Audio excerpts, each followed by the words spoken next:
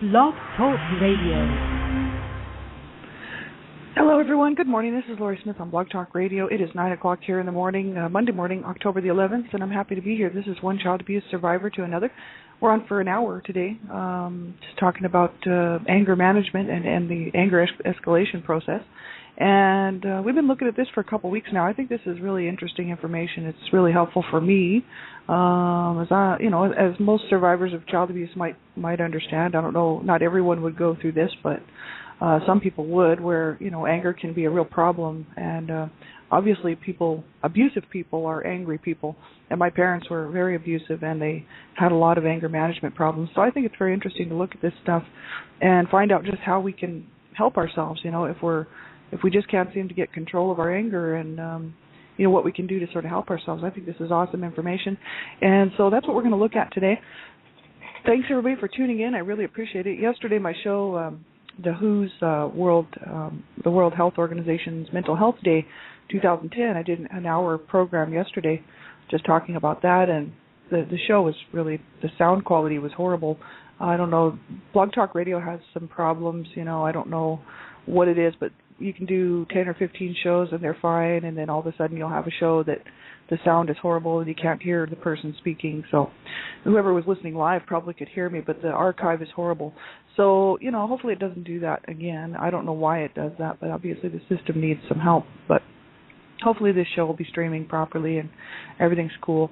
Thanks everybody for tuning into all my shows. I'm not a professional counselor or therapist. I don't hold any certificates in those areas. I'm just a private person doing my own shows, and I just wanted to be one more voice, really, just to speak out to other survivors, really, just to say, hey, you can do it. We can do this. We can get through it, and we can heal. We can move forward at our own pace. We're not alone, and that's for sure. And I always thought that I was so much on my own and so alone in my whole adult survivor issues, right? So because I never reached out. And so I just wanted to be one more voice to encourage people to keep going and keep looking for that help and that hope where you can find it. And, I'm the Canada Regional Director for Dreamcatchers for Abused Children. And, we're steady working to stop child abuse, right, in our own way, whatever we can do as far as bringing out education and awareness, prevention to people. So I'm always online, always studying, and always busy, looking at information, and even for my own healing journey, right? So I happened to stumble across this website, and that's what we've been looking at for a couple weeks now. So you have to listen at your own discretion. The topics of abuse, anything surrounding topics of abuse can be very sensitive, and if you're not that far along in your healing process, it could be triggering. And then, you could kind of spiral backward in your healing, and maybe, you don't want to hurt yourself or anyone else, right? So you want to be very sure when you're listening to anything like this that you are able to listen to it and that you're going to be okay with it, right? So make sure you have someone listen with you if you're not quite to that point, or just come back and listen at another time. If my shows bother you, you have to turn the show off, right? Everyone has to listen at their own discretion. And if you're a young person under the age of 18, I just ask that you have permission to listen to my show from an adult, somebody who you trust and who cares about you. Hopefully you have someone in your life that cares about what you're doing online, and they can help you to decide whether you should be listening or not, right? It's so important. So we're going to get right into this topic here. The chat room's open, and I popped the link in there if anybody's interested in checking that out. And it's from www.angerresources.com. That's www.angerresources.com. This is a website that was put out by Dave Decker and Michael Obsatz, and they both work in the field of psychiatry, and they both put this website together.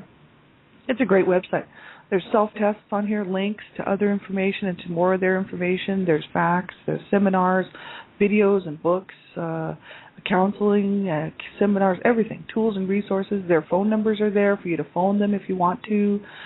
They have information about themselves, which we already went over a few times on the show last week and the week before. But really, these guys really have a good website here regarding anger and how to manage it, and what is anger, and is the anger normal? I mean, just stuff that people you might not even know. I didn't know a whole lot about anger. I thought I did, and just in my living this many years, you think you know a little bit about something, and then looking at this, I find that I really don't know a whole lot about anger, and so this is very helpful for me. So I hope it's helping everybody else too. And so we left off on Friday looking at the anger escalation process. And we were reading where Dave Decker said that explosive and disrespectful anger does not just erupt out of nowhere, quote unquote. It says even though that's what many angry people feel and describe to others, after an angry episode you might have been thinking to yourself, I was feeling fine and then I just reacted. Or, quote unquote, my day was going great and then I just blew up. But that isn't quite the reality, he says here. He says, in fact, explosive anger arises as a result of an escalation process. And it says an escalation may last minutes, hours, days, weeks, months, involve specific cues or triggers that can include brooding about past hurts and resentments, reacting to current situations and people, and any and all feelings, right? So this is pretty heavy duty.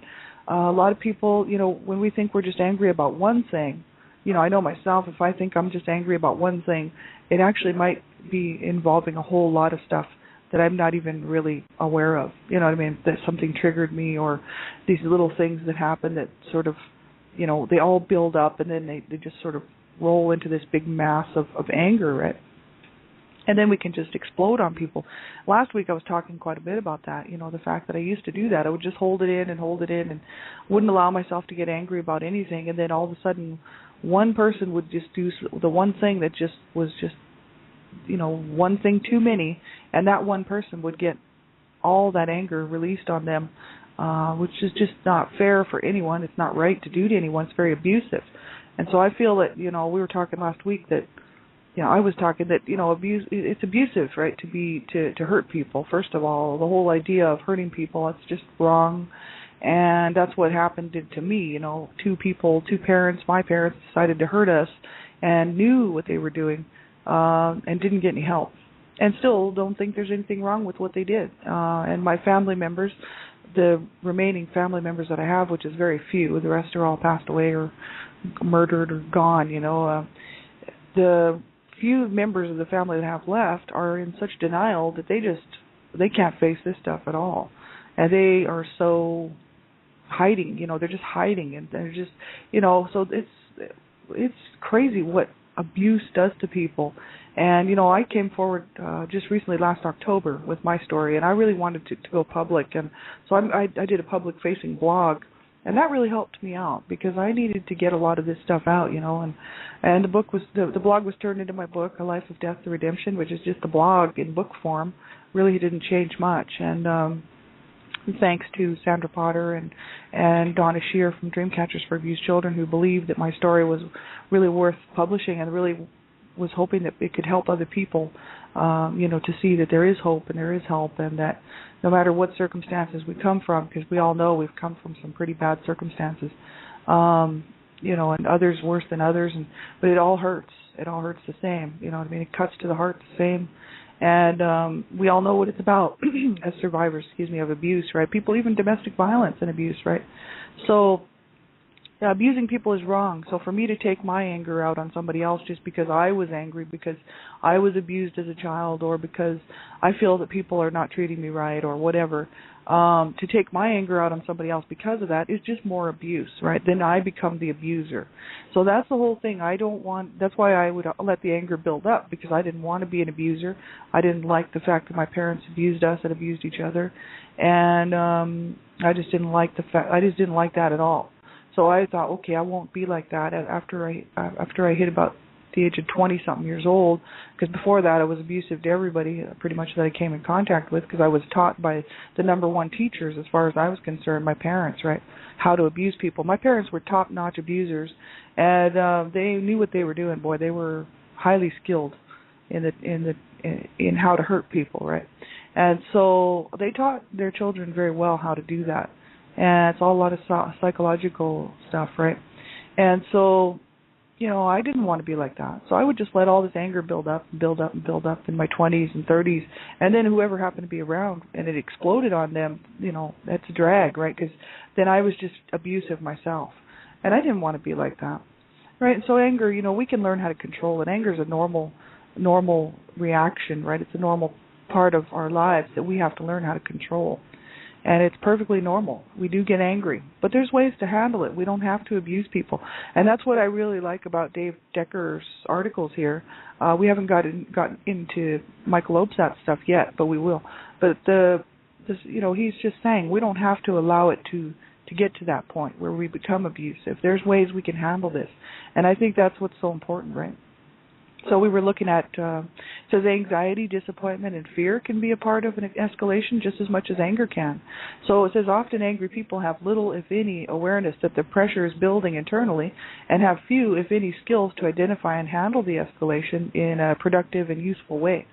So sometimes we don't even realize it's happening. We don't even realize we're getting angry. It could be fear, anxiety, disappointments, things that are going on in our lives, illnesses, things that are just building up, and then pretty soon we're angry, right? So it says a key in handling anger more effectively is getting to know yourself. And it says the more information you have about what is happening inside you, for example, your thoughts, feelings, and physical sensations, and what you tend to react to that is happening around you, the better you will be able to recognize and intervene in an escalation to explosive anger. So it says the more effectively you can notice what's going on and then do something about it, the less likely you are to become punishing, demeaning, and disrespectful with others. So that's the whole issue. If my parents would have known this, they could have gotten some help, and if they would have gotten some anger management help, a lot of the abuse wouldn't have happened. I would say probably none of it, because their abusive behavior was all because they were so angry because my mom was abused as a child and then got into this marriage that she was just very unhappy in with my dad. My dad was just a miserable man who was mentally ill, who was very abusive to my mom and to all of us. And my mom, of course, was my main abuser. So, there was just a really bad situation. And they were always punishing, always demeaning, and always disrespectful with each other and us, right? So they really needed this help, right? And so many people do, right? And any one of us at any time could become punishing, demeaning, and disrespectful, and I've done it myself. So I know what it's like to be on the other end of this, because I know how I've hurt people, and I would venture to say that anybody out there who would say, I have never, ever hurt anyone, would probably be extremely wrong. Everyone has hurt somebody at some point, whether they knew it or not. And we have to be careful what we do, because it's very wrong. That's all there is to it. It's extremely wrong to hurt people, and that's the whole issue of being a survivor of child abuse, It's extremely wrong for anyone to hurt a child, and it's extremely wrong for people to grow up and hurt other people, and that's the whole cycle of abuse, right? And that's what's so extremely wrong and bad about it. So the escalation prevention plan, it says here, can help you identify your cues and triggers, and then come up with de-escalation strategies that you can respond to, that use to respond to them differently, right? So we can use these de-escalation strategies to help us to respond to the anger, right? It says remember too that an escalation is not just feeling rageful and out of control and acting in an abusive or destructive manner. It can also involve experiencing any feelings, for example, anxiety, and signs, for example, increased heart rate, that can lead to an explosion. So it's just really quite interesting. So the next portion of this, they said click to see an illustration of the escalation process. And this is where he takes you through a scenario of somebody that actually gets extremely angry. And of course, I don't know, we all probably know what that's all about. Where just someone's day just builds up to the point where they end up, by the end of the day, taking it out on whoever is around them. So things could go wrong, like, you could be going to work and running late and then end up with a flat tire, and then, can't get anybody to help you fix your flat. And then so you get to work late, and then your boss yells at you, and then your boss tells you, okay, one more time and you're fired. So you start thinking, oh my God, now I'm going to lose my job. And then you start getting angry, and then somebody else at work might diss you a little bit, and then you're angry at them, and work doesn't go well. And then you get home, on the way home, you get stuck in traffic and maybe spill something on your clothes or the front seat of the car, and then it makes you mad. And then you get home and you get the mail, and there's a bill in there that you can't pay. And then you get the door and your kids are yelling at you, Mom or Dad or whatever. And then they're misbehaving, or they might have made a big mess, or who knows, right? And then pretty soon, before you know it, you're shouting at them, and maybe not even physically abusing them, but just shouting and yelling at them and telling them, I've had a hard day and look what you're doing to me and blah, blah, blah, and taking your anger out on them when really they don't need your whole day of anger being leashed out on them, right? Or lashed out at them. So, and then, or maybe your partner, is just not done the things that they said they were going to do, and then it becomes a problem, and it's like nobody's doing their part, and blah blah blah. So before you know it, it becomes abusive, right? And that's normal. That's a normal, typical person's life. I mean, I have seen so much of this in my own personal life, as well as other people, friends of mine, people just in my day-to-day walk at work, listening to people talking to their people on the phone, and yamming, and it's kind of ridiculous when you think about it. People put these expectations on other people that, as if to say, well, if you should have done this or you should have done that. And it's actually just kind of ridiculous. We can only really control what we do. We can't really control what the world is doing. So it's a whole control issue, a lot of it. People just think that everything should just go the way they want it to, and that, it should all just be just tickety-boo, 1, 2, 3. And it doesn't, life isn't like that. So the sooner, we get a grip on that and realize that, hey, things happen, things come up. Life is not that organized. You know what I mean? And it doesn't have to be, right? I mean, for people that have to live in this bubble of organization, and then the slightest thing gets out of place and their whole world is turned upside down, it's a sad place to be, and those people really need help. Because life will throw you some curveballs every day, and so you have to be willing to be open-minded, and focus on the good stuff, and deal with what you can, and the stuff that you don't have any control over, well, then you can't worry about that. We can only really control what we do. I figured that out a long time ago, starting to think about, well, what can I control? Because I obviously can't control other people. I can't control what somebody's going to do to me. I can't control how other people are going to behave towards me.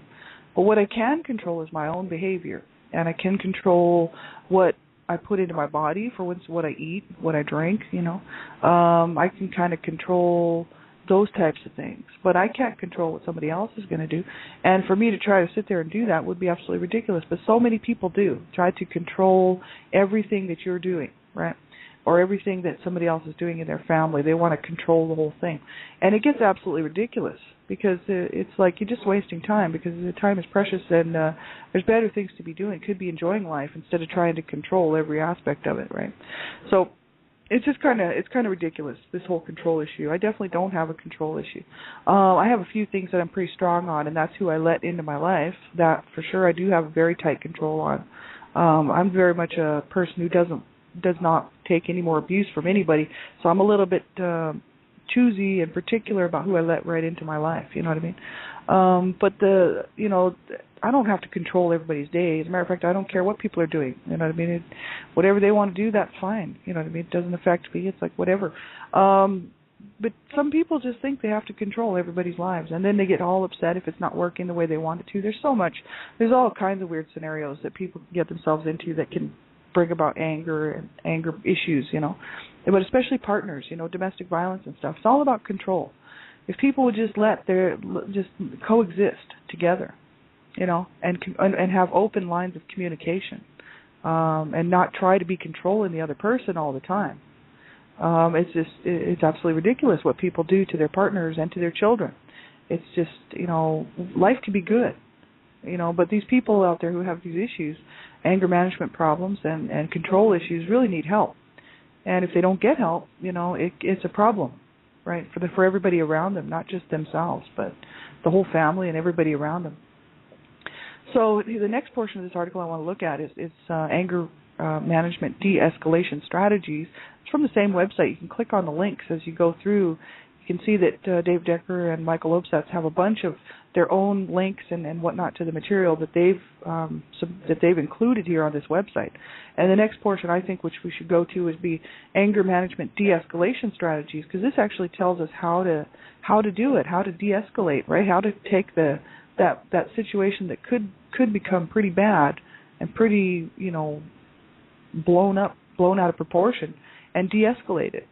So it says below are some specific examples of ideas that people have come up with to address their punishing and disrespectful anger. Look through the list and see if there are some ideas that you can incorporate into your own day-to-day life. And this is from Dave Decker. So the first thing is he lists here a whole bunch of stuff.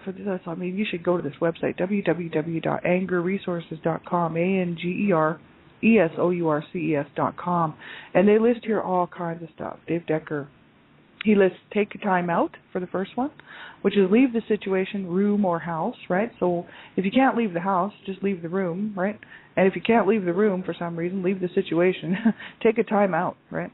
And that's what I wish my parents would have done. Just take a time out, They never took a time out for anything, and they never gave us a time out.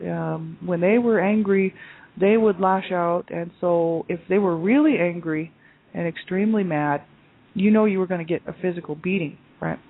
So with whatever implement they could find that was sitting close by or that they could reach, right? And sometimes it would just be drag you to the kitchen and get the belt or whatever, or my dad would just take off his belt or whatever.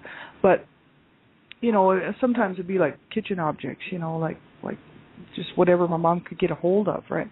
Or books, shoes, fists, they would just use, if they were really, really, really mad, they wouldn't even give you a chance to explain yourself. It was, I'm going to do this to you because I'm mad, right? And so, look what you're making me do. Quite often my mom would say that to me. My dad wouldn't say that to me, but my mom would say, look what you're making me do. I'm like, well, I know, I didn't think I was forcing you to beat the crap out of me, but I guess, she would put the blame on me, right, as if I was forcing her to physically abuse me, right? And this is what a lot of sick people do. And so, it's very unfortunate. Instead of just taking a time out, I could just see some of the stuff that was so stupid that really I did not deserve a beating. No kid deserves to be beaten and punched and thrown against walls and kicked around. There's just no excuse for that. And it doesn't matter what they've done because it doesn't help. It doesn't teach them anything. What it does is teach them that next time they get mad, all they have to do is lash out and hit somebody, which is what I used to do. It didn't teach me anything but how to hate my parents. And then the verbal abuse taught me how to hate myself, and the emotional, psychological abuse, right? So what they did was they taught me how to hate myself and how to hate them. They didn't teach me how to behave, right? So, it's really sad and pathetic, and I'll argue with anybody until the end of time about discipline issues, right? Because they thought that was discipline. And, that's not discipline. I'm sorry. There's just a lot of ignorant people out there that think that abuse is discipline, right? But they've got it all wrong because they don't really know the proper way to discipline, right? And they don't really understand children, and they don't understand the fact of the whole process of learning. You have to understand the process of learning if you're going to be a parent. I really believe that is the case. If you don't understand that your children are at different steps in their development, and that they're at different stages, and there's all these different stages that they go through, and you're not going to help them and assist them with it, but you're going to pound them and pummel them and call them names, that is not teaching them anything, and that's not helping their learning. They're not going to learn anything from that. But so many people think, I'll show my kid, I'll just give it to him, and it's like, well, you're not showing him anything but what a jerk you are, and, they don't respect you. That was my dad's big thing. You will respect me, right? So he would beat you or slap you around or throw you against the wall, and, he would try to demand respect, and of course not one of us had any respect for him, period, because he was trying to get respect through abuse and through violence, right? And it's like, no, nobody respects anybody who's doing that. What we would have respected was him to care about us. Then we would have respected him. I didn't have any respect for either one of my parents because they didn't care about us. They didn't care how much they hurt us, and how much they misused us and mistreated us. They just didn't care. And so I had no respect for them. But they wanted respect, but they didn't get it. And they still don't. I have no respect for them whatsoever. Because they did not show respect to us, right? They didn't care about us, and so why as children should we have any respect for our parents if they're just going to misuse us and hurt us, right? So that's the thing. It's not right, right? So that's why people they should have had a time out. They could have taken a time out, and my mom could have just walked away from the situation and said, "I'm going to go take a time out. I'm going to go take a 10-minute breather. I want you to do the same. You go to your room, take a 10-minute breather, and then we're going to come back and we're going to talk about this." Whatever the behavior was, whatever the issue was that she was mad, right? And then we could have learned to talk about things and problem solve. and without name calling and physical abuse, right? So that's the thing, or psychological abuse, right? It's there's other ways. The next one they said here is call a supportive friend, class member, or relative. Emotionally connect with others. So that's if you have someone. Quite often we don't have anybody in our lives that we can call that are supportive. Sometimes we have people who act like they're supportive, and then when we do call, they don't want nothing to do with it. I've been there. And sometimes people, they're just not in the right place in their lives to have something like this. They might already be overloaded. They might have something going on in their life that is too big of a crisis that they can't be there for you. Different things happen to people. So sometimes we don't have a support person, but I would say that's when you call a support line, a crisis line, somebody to talk to, a parents' help phone line, domestic violence and abuse line, just to talk to a counselor about, or somebody about, hey, I'm angry and I don't want to hurt anybody. But that's the next one they said here, call a crisis line. Because, that's important, right? You've got to call somebody, talk to somebody. If taking a time out doesn't help, then call a crisis line if you don't have a friend or somebody to call. It says notice your cues. That's the next one. Notice your cues and where you are in your escalation process, and continue to add cues and de-escalation ideas to your plan. So it says notice the cues. Notice what's actually causing us to feel a certain way, right? All of a sudden we're angry. It's like, okay, what made me angry? Maybe you just write it down. It says carry around a notebook to help you notice and write down your cues. And then it says carry your escalation prevention plan, a written plan to identify your anger triggers and cues and your specific de-escalation strategies. So this is sort of a lot of the same stuff that adult survivors use to learn how to cope, for instance, with grounding, boundaries, grounding work like breathing work, coping skills, right? This is sort of the same idea, right? To carry around our escalation prevention plan, a written plan to identify your anger triggers and cues and your specific de-escalation strategies.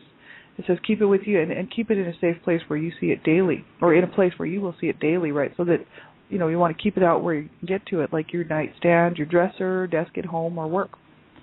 And then it says make small signs, visual signs, and post them at various places. For example, in your car, on the bathroom mirror, or your dresser drawers at home, it says, at your desk at work, to remind you of what you were trying to do with your anger. So just these little things that will help people to remember. It's like, okay, I'm trying to diffuse my anger, I'm trying to de-escalate my anger, and I'm trying to learn how to handle my anger. We can put these little reminders around, right? It says, a stop sign that says, slow down, think, calm, or relax. It says make up your own acronym that gets you to think about your program. One person came up with RAKM, which meant remember anger kills me, to him after he read the book Anger Kills in the reading list.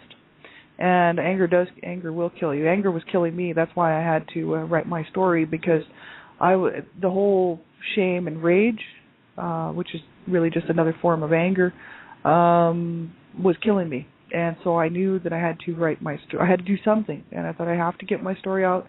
I have to tell this. I cannot go to my grave with this. And at that point, that's really when my healing journey really started. And so anger can kill you, and it can kill other people too. So anger is a big, big problem. A lot of the murders you can imagine around the world that happen around the country and the world, what was going on before the other person murdered the other person, it was probably anger involved there. So anger can kill, and anger does kill. And the anger, I'm sure that here, like Dave Decker and Michael Obsat, they probably have some stuff in here about what it does to your body, I wouldn't doubt. The fact that it's very, very hard on a person's body to be angry all the time keeps you in that fight or flight situation, and very uptight, and can cause you to not be breathing properly, right, hyperventilating, or just getting very, very tense. And those that can really do a lot of damage to your body, you know what I mean? Because it's very negative. It's negative energy, and I just think that, positive energy is just so much better, just being peaceful and calm. And once in a while we're going to get angry, but that's the whole thing. We need to learn how to deal with it so that it doesn't become this destructive force, right? Because that's what I see anger as, just destruction. It's like it eventually ends up destroying relationships. It can destroy property. Anger destroys. It's very destructive. So I think that we just need to remember that and try to learn how to relax and calm down, and breathe, right? And learn how to deal with this stuff. And we already went over quite a lot of this last 2 weeks. You can go back and look at all the stuff that we had been looking at, the pre-test and the anger index to see where we fall as far as how angry are we and how hostile really are we. Some of this stuff was really, really very interesting to look at and very helpful. So you can go back and look at that if you haven't seen it. This website's awesome. So just be aware of your self-talk and change the negative and vengeful thoughts to more positive self-talk. Just come up with some specific examples of positive self-talk to use whenever you are escalating or escalated. For example, I can handle this, or I will be okay in this situation, or I can't control this person's situation. I need to let this go. And these are very important. That's me throwing that in there. That's from Dave Decker saying, we're supposed to come up with some positive self-talk. So we can say things like, I can handle this. I will be okay in this situation. I can't control this person or situation. I need to let this go. And that's what I've been doing for a long time because, when you grow up around people who are violent and angry and hateful and hurtful, and very psychologically damaging, you have to talk to yourself to handle things, I would get up in the morning, going to school in the morning as a young child after being awake all night listening to my parents fighting or whatever, or my dad screaming that the devil was going to get him, or because he had a lot of psychosis. He still does. He's borderline schizophrenic and believes that demons are always after him, and especially at night. During the day he handles himself quite well, but at night, he quite often has these episodes. They're not nightmares. He's not dreaming. He's actually lucid, but he thinks devils are after him, and it's just horrible. And so as a child growing up and listening to that and being awake all night and being freaked out, and then or my parents fighting, which was quite often the case in the middle of the night, listening to them throwing things and crashing things around and knowing somebody's getting hurt. Then you go to school the next day, and I'd have to sit there at the bus stop, and I'd be like, okay, I will be okay. I can handle this, because I didn't have any sleep, probably not prepared for the day. I remember being a lot of times, I didn't do well in school until about the 11th grade, because my elementary school, my junior high years were the worst, and then my high school years were not too bad as far as the abuse in the home. There was still some abuse in the home, but mainly it was just my own drug use that was keeping me from doing good in school, in high school. But elementary school and junior high school was when the most of the domestic violence and abuse and the physical abuse and the child abuse was going on in our home. And going to school the next day, you have to show up with a bruise on your face or, welts on your body, right? We'd be quite often tired. I know all of my siblings suffered with this. My mom and dad did not just abuse me. I mean, there was 7 siblings, and when I was born, there were 5 in the home. 2 had already moved out. 2 of the oldest, right? My brother was 16, and he left. He took off. And my sister was moved out when she was 18. She got married and moved out right away. So the oldest siblings were gone when I was born, and then there was 5 of us in the home, and we were all being abused. You bet. People were being abused before I was born, right? This has been going on since my parents were born in 1923, 1927.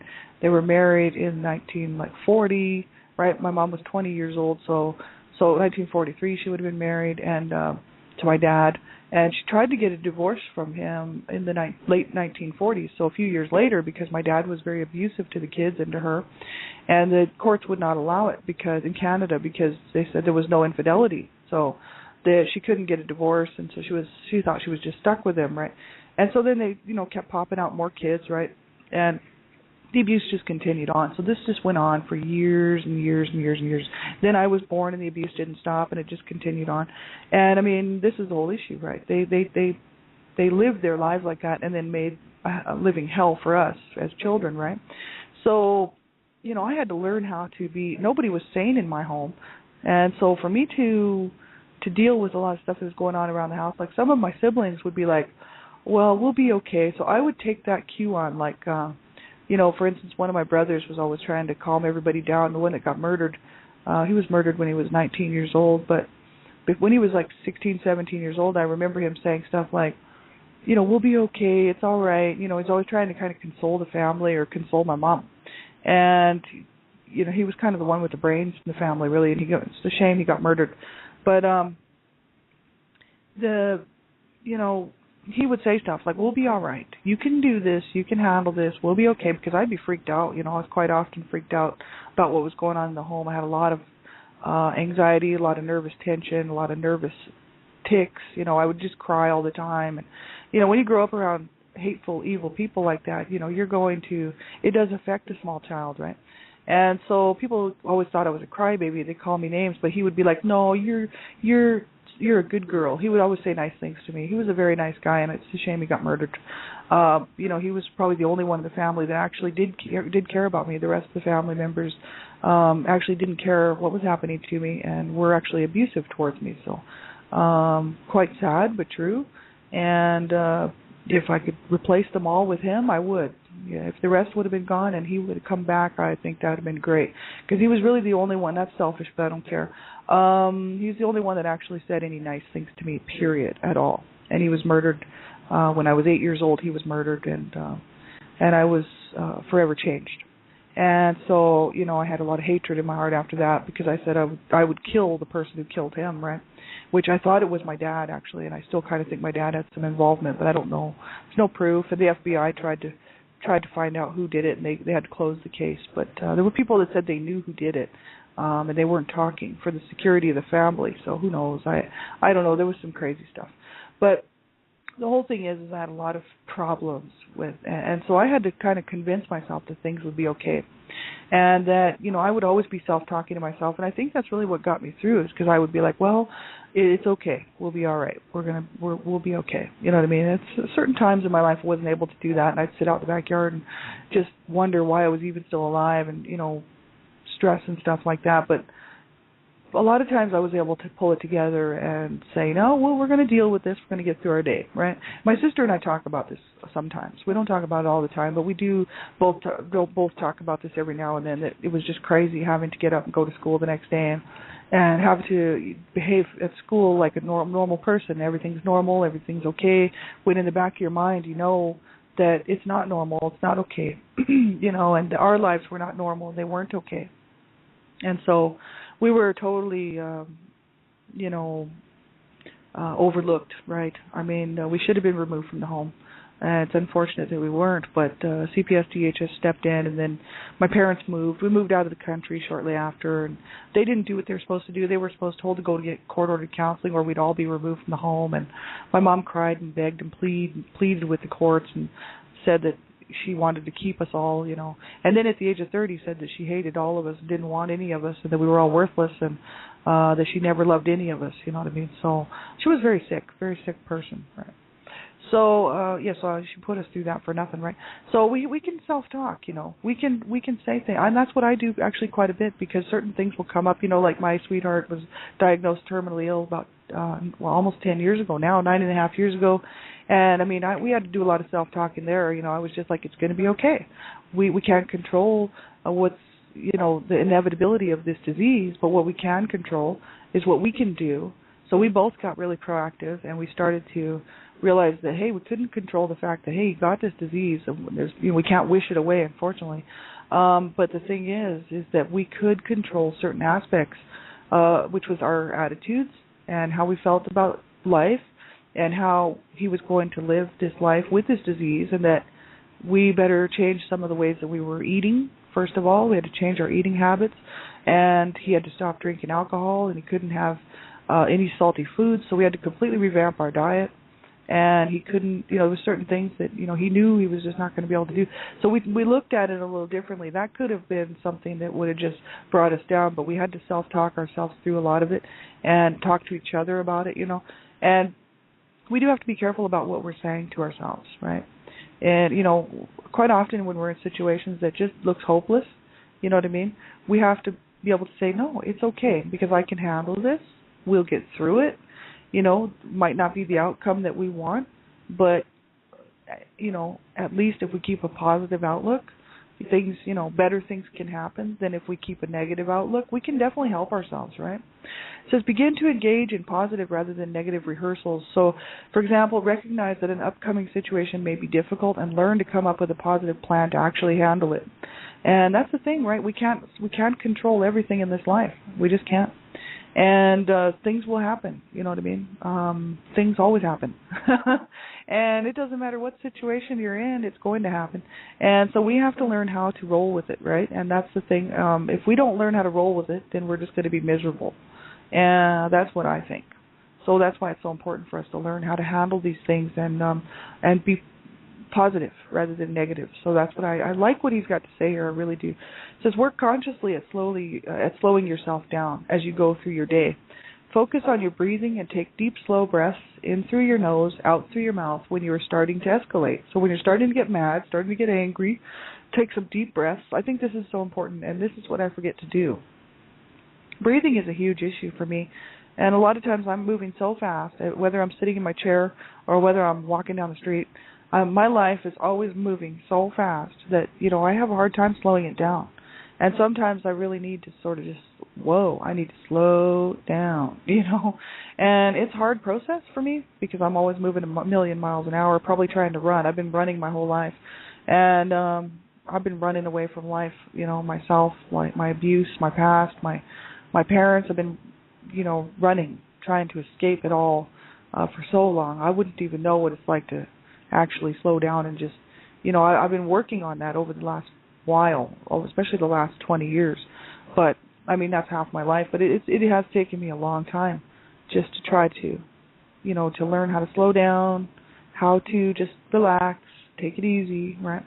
Go for a walk, it says. That's always a good thing, and I don't do enough of that, but I have a lot of pain and whatnot. I'm dealing with an injury that is chronic, right, and it's very painful. So walking for me is not something fun. But it's always nice to go take a walk, even just a slow walk down the street, just checking out the leaves. I always try to remember to look at the beauty of the things around me, and people would say, oh, that's so corny and that's so stupid. But you know what, though? When you've been in hell, it's not corny and it's not stupid. I was in hell, and for me to look at the beauty of nature and to see the different changing in the seasons and to look at the flowers, take time to look at the flowers, these things are very important to me because I was in hell for so long and, was considering ending my life, and then when I started to fight to live, I thought, man, no, I really do enjoy this life. I don't want to kill myself. I don't want to self-injure. I want to look at the little things. I want to be happy about the little things, you know what I mean? Because that's the important stuff. It says go to a favorite relaxing spot. For example, your backyard, a walk in the woods, sitting by a lake, your favorite relaxing spot, right? And that's always a good idea, just to get out to your favorite place. I used to do that when I was a young kid because I was always trying to kind of get out of the abuse and get away from the hatred in the home. So I would always go to my favorite places and by myself, walking around, small kid. I was quite often walking across the city at the age of like 7 or 8 years old, and I had my favorite places I would go in the city and like different areas that I thought were really cool to go hang out at. And I still kind of like to do that as an adult. But I don't have a car, but when I had a car, I was always doing that. But now that I have to walk, it's a little different. But I still like to go and sit out by places that are nice and relaxing, right? It says do non-violent, non-competitive aerobic exercise regularly at least 3 times a week. For example, jogging, biking, swimming, calisthenics, weightlifting, skating, rollerblading, Stairmaster, cross-country skiing, these type of things, right? Yeah, that's the thing. At least 3 times a week, he says here. And exercise for me and exercise just don't mix, and that's what I really need. But I used to work out when I was younger, but I had like a membership to Tom Young's when I was in my 20s, and it was actually after my car accident. Actually, was in the best shape of my entire life, even after my car accident. But now, it's just too painful. Everything is too painful. And I'm just way too busy, and I don't incorporate it into my life. So that's one of the issues I think that I really need to exercise. Exercise would probably help me to be able to maintain a healthier lifestyle. I'd feel better. So then I wouldn't feel so tired and get so grumpy and angry about things, right? If I was feeling better, that's the whole idea. We're trying to diffuse anger. We're trying to de-escalate anger. So going for a walk, positive talking to ourselves positively, writing down what our triggers are, and then writing down what we can do to help ourselves, like go for a walk, relax, breathe, focus on our breathing, focus on the positive rather than the negative, do some exercises that are non-violent, non-competitive, just to exercise, right? It says work at really listening to the other person when you are angry. For example, stop talking and simply reacting to what others say, and try to understand their perspective. And that's hard for people, I know, because, when you're angry, man, that's hard. And I know my abuser dad, was living with me for a year this last year because he didn't have anywhere to stay and he wanted to move to Canada. He's Canadian, but he had to live here for a year, sponsored because he had been out of the country for, 40 years or whatever. So he wanted to move up here to be with the family, right, the rest of us that are still alive. And so nobody would take him in. My sister wouldn't take him in, and she already had him for 5 years. She said, no way. And then my brother said, no way. So the only other person they could stay with was me. And I said, sure, no problem. He could stay with me. I got a really small apartment. And I thought, hey, we can work it out. I hadn't seen him for 15 years, since really a couple of short visits since my mom had passed away. And I thought we should be able to work things out, right? But he drove me nearly insane, and he's 87 years old, and he's schizophrenic. And he's still a hateful, evil man, right? And people love him. He's so manipulative. They don't know what's really going on in his heart, see. These people that he talks to every day, he tells them, all this lovely stuff, and I love the Lord. And then if he really knew them personally, and he would go to them later on in the evening and talk to them, he would say the most hurtful, ugly things and the most evil things. Like that it's okay to kill people, that God wouldn't mind, and things like this. I mean, my sister's a witness, right? I mean, he said that I said that, and he's completely wrong. And my sister actually heard this conversation. And he's just an evil man, right? And he can't help it. He's just sick, right? Mentally ill. And so, he drove me crazy this last year that he was living with me. And actually, this was the whole period of time that I actually wrote my blog and wrote my story and had the book published, thanks to Dreamcatchers for Abused Children and, Donna Shear and Sandra Potter. And I was just so stressed out. I had to tell my story because I was stuck with this guy. Unless I would have told him to leave the home, which I actually did a couple of times, tell him that, if he didn't quit his abusive behavior, that it was my home now, not his, and that the door was there, and I was going to have to ask him to leave, right? But it didn't come to that. But it was very hard to sit down and listen to his point of view without getting angry, because he's a very sick man. So I had to keep that in the back of my mind at all times, that he's just sick, he doesn't even half the time know what he's saying, and that getting mad at him and angry is not going to help the situation. But he drove me to it just about every day. And so when he moved out, I was very happy. I told him he could stay a year, and that was it. So he finally got his own place, and he's very happy. And that makes me happy, and I'm happy because he's gone, right? So I got my peace back. But let me tell you, it's hard to be around people who will push you to anger. And so, but, if we don't listen and all we're going to do is snap back at them, we won't get anywhere either. It'll just become a shouting match. And that's what my family has problems with. We've never learned how to deal with each other when we're angry, because it's always been explosive. So, I mean, right now my sister and I are kind of angry at each other. She might say she's not angry at me, but I know she is. And I'm angry at her for sure. And I'm extremely pissed off, actually, about her and her behavior towards me my whole life, right? And I'm really tired of it. And so if the two of us get together right now, it's just going to explode. That's what happens every time, like we get into a tiff, right? Because we don't know how to talk to each other properly as far as, this is how I feel, I wish that you could see this differently. We've never done that, so we don't even know how to begin to start doing that. We do need to start doing that instead of saying these hurtful things, right? So that's what we have to do. We have to learn how to listen to the other person, even when we're angry, especially when we're angry, right? That's when the abuse is going to happen. Abuse isn't going to happen when we're just sitting there happy to be talking to the other person. Hey, I'm having a great conversation, I'm just going to become abusive. No, that's not when that happens. It happens when somebody pushes you to the point where you are so angry that you have to lash out at them, whether it's verbally, physically, whatever. So that's where we have to really work at listening to the other person, is when they are making us angry, right? And it's hard. It's a hard thing to do, but we can do it. I know, because I did actually do quite a good job with my dad while he was here, because most of the time, if it got out of control, I would just tell him that the conversation was over until we could figure out how to talk to each other nicely, and he'd have to leave the room. So I used to force him to leave the room. Right? Now, years ago in our home, he would just beat the crap out of me, right? And then expect me to take it and be happy about it, right? But I certainly didn't do that to him while he was staying with me, you know what I mean? That's what I said. I would not treat him like that. I actually wrote a poem, and John Harrison did the video and read it for me. I will not treat you like that. And it was really made for my dad. And so it was kind of for my mom too, but it was mainly for my dad, because it's like, you beat me and you hurt me, but I will not treat you like that. And so while he was staying here with me, that was very important for me to get that information out to people, because I thought, here this guy, this man who abused me horrifically, and my whole family, and my mother. My God, the stuff he did to my mother. And, and here he is staying with me in my home, and he's still going to think he's going to abuse me in my own home after 15 years, and he's 87 years old? I don't think so, you know what I mean? And so it was so hard. That year was very trying on me, and probably took about 5 years off my life, I'm sure of it. It caused me to start smoking again, and a lot of horrible things. But the thing is it's over, so thank God. So now I can work on the positive stuff, see? And back to the positive stuff. Even though my family is still trying to get me to hang around with them, they still want me to hang around with them in their dysfunction.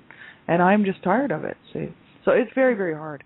So all this stuff can be affecting people at any given time. And so, I'll just use myself as an example. That's what I'm doing on these shows, right? And so we have to learn how to help ourselves. We really do. We have to learn how to keep ourselves whole, and healthy, both mentally and physically, right? And it's a job for quite a few of us, because we've never been shown, and we've been just mistreated our whole lives, and we have to figure this stuff out on our own. But we can do it. So it says, identify and be assertive with your thoughts and feelings with others when you experience them, and set appropriate and respectful limits whenever necessary. So identify and be assertive with your thoughts and feelings with others when you experience them, and set appropriate and respectful limits whenever necessary. So that means, I think to me that means we can't allow people to abuse us. So, we don't have to sit there and take somebody's abuse. And yet we can also respectfully tell them that, right? We have to be assertive enough with our own thoughts and feelings. If somebody's doing something that is aggravating us, even a boss or somebody at work, like a coworker, or this could be a neighbor that we just don't get along with, a neighbor that just, is just like the neighbor from hell or something. We can't let people run all over us. It just, to be the nice guy, right? Because then that anger will just manifest, and then pretty soon we're out there ready to kill the person, or thinking about it anyway, which is just as bad. And so, we have to be assertive enough to know that, hey, we have limits, we have limitations, we have boundaries, and we shouldn't let people cross those boundaries. In other words, I don't allow people to abuse me anymore, whether it's physically, verbally, I don't care. I had enough of that, and I'm done with that. And if people can't treat me respectfully, they don't belong in my life, right? Now, people will make mistakes, and I totally know that, because I make mistakes. So, hey, if somebody makes a mistake and actually, does hurt me on accident and then apologizes, that's fine. I don't have a problem with that. But it's people who intentionally would hurt me and then not apologize for it. And that's my dad, and that's my whole family, right? And so, now I'm like, no, I'm not tolerating that from anybody. I don't care who they are. And so, we have to set boundaries that are healthy for us. You know what I mean? I'm not going to get into any more abusive relationships with anybody. That's one boundary that I've set, right? But yet, and we have to know our feelings behind it, So that means, if somebody starts to do something that, to me, that causing me to be angry, I can say, look, this is causing me to be very angry, and I don't want to be angry and disrespectful, but I do not deserve to be treated this way, and so if you can't treat me with respect and we can't have a decent conversation, then you don't belong in my life, you know what I mean, or whatever we're going to say. Now, that's just my particular case right now, because that's what I'm dealing with. But the thing is we have to learn how to come to sort of the end of a problem peacefully, right? Without getting violent, without getting angry, right? So, but we do have to know and identify and be assertive enough with our own thoughts and feelings to make sure that we are not railroaded and run down and abused and taken advantage of, right? Because then that causes people to be very angry, right? So another one is get enough sleep. That's a big one for me. I rarely do. And that's mainly because my body is just too sore and I can't sleep more than 5 hours or 6 hours. And, I have a lot of physical problems just from the abuse that I suffered, as well as car accidents. I've been in 4 different car accidents, and a lot of self-injuring myself, and, just a lot of damage to my body, right? But I came in damaged. I was, unhealthy baby, preemie by 3 months. I only went about 6.5 months, or not even quite 7 months, and then to live in this abusive environment, abusive home, and physical abuse, and it's absolutely horrible. And so I've just my body is just kind of like it's had enough, right? So, but I don't get enough sleep, right? And it's I'm working on that. Right? Eat in a healthy way. I'm working on that as well. Count slowly to 10 or 100 and focus on each number as you say it. So this is something we can do if we're starting to feel angry. Just count slowly to 10 or 100, whatever it takes, and focus on each number so that we can just relax, right? What it does is helps you stay focused. It helps you stay grounded.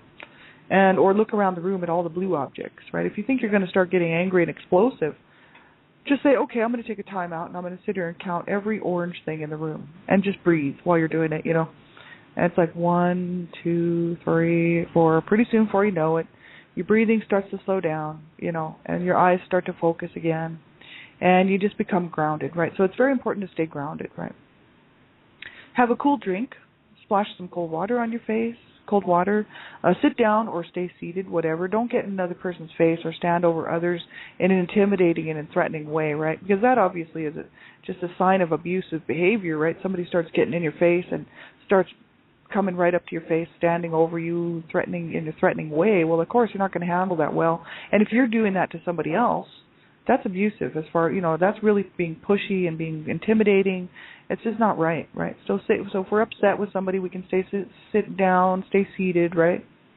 And we can take a bath, hot shower, whirlpool, sauna, try to relax. Listen to relaxing music, like any of this stuff. We're just supposed to pick what we think would work for us, right? Listen to relaxing music in the car or at home, just something that we really like, some nice relaxing music, it says. Use relaxation techniques. Practice progressive muscle relaxation, yoga, tai chi, listen to relaxation tapes with nature sounds, ocean waves, thunderstorms, these type of things. Use meditation or visualization to calm yourself. So, for example, imagine yourself at a favorite spot where you can feel peaceful, calm, relaxed, and centered. That's a nice thing to do, I think. I never think about stuff like that, you know what I mean? A peaceful place where we would just be calm and relaxed, right? Spend time outside in nature, it says. You go to the woods or the lake, your favorite place, right? Begin to look at and take clear responsibility for your part in the arguments and problems you have with others. That's one thing for sure that, I myself have to try to remember to do all the time, because I'm always the one to point the blame at my parents, saying, well, they never took responsibility for their actions, right?